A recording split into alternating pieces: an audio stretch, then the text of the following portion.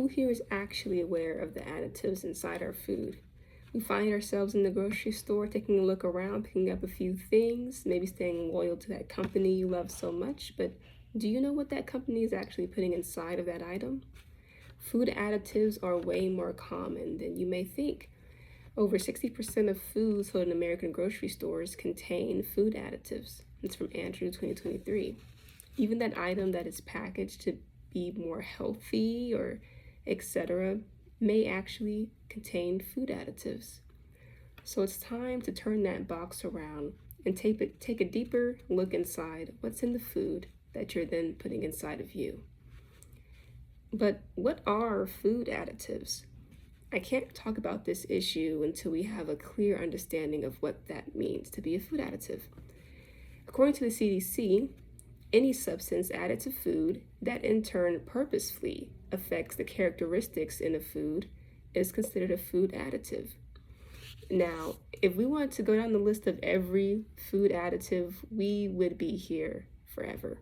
So today I'm going to talk about a specific type that you may have seen in the news lately, and that type is food dyes. The FDA has recently taken a look into food dyes like green number 3, red number 40, and yellow number 5. Now, there are many, many more food dyes, but those are just some that you may find familiar or see common. That's coming from the Human Food Program. So we have to ask ourselves, why all of a sudden has the FDA taken a look into food dyes? Why do they want to ban them? Are food dyes really all that bad? So what's the evidence?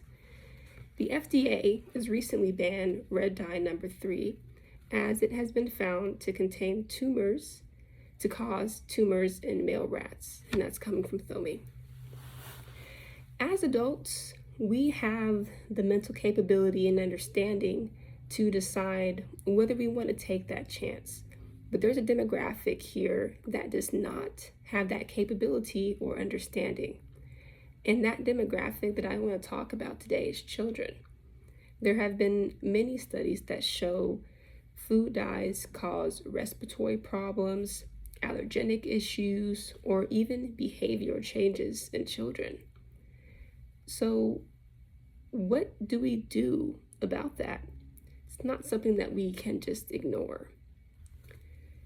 Firstly, we can take a look into some of the other countries that have already seen this issue and already taken a stance, like Europe, for example.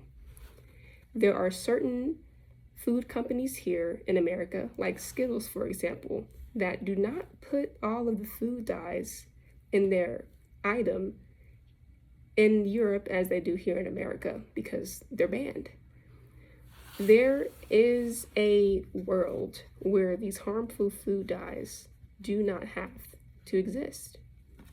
Some people may argue that there hasn't been a lot of research into food dyes and that we don't know a lot about them yet, and I would say that's a big part of the issue.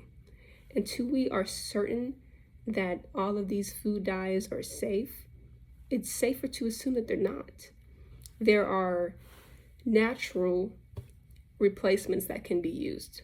For example, food dye number 3, red dye number 3, can be switched out with beetroot, a natural source that would not cause tumors in male rats, right?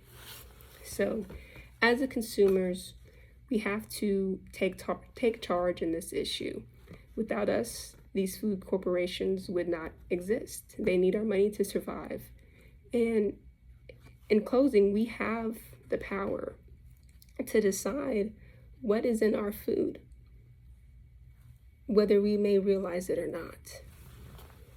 So a few questions that may come up.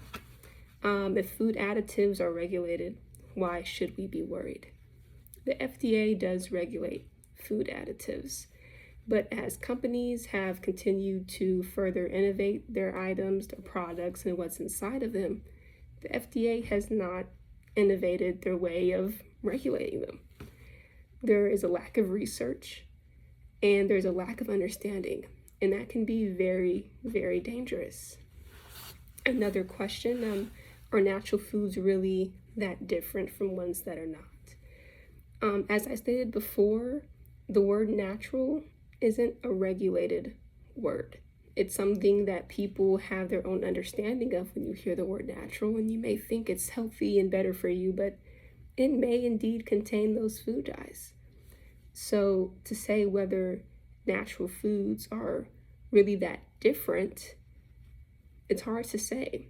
And as consumers, we really have to turn that box around, turn that package around, and take a look and see what's actually inside. So, in closing, there's not a lot of research that has been put into these food dyes. And until there is more research, it is better to use the natural alternative. As consumers, we have the power in this issue. If we show the food companies that we care what's in our bodies, what our kids are consuming, then it can come to a stop. Thank you.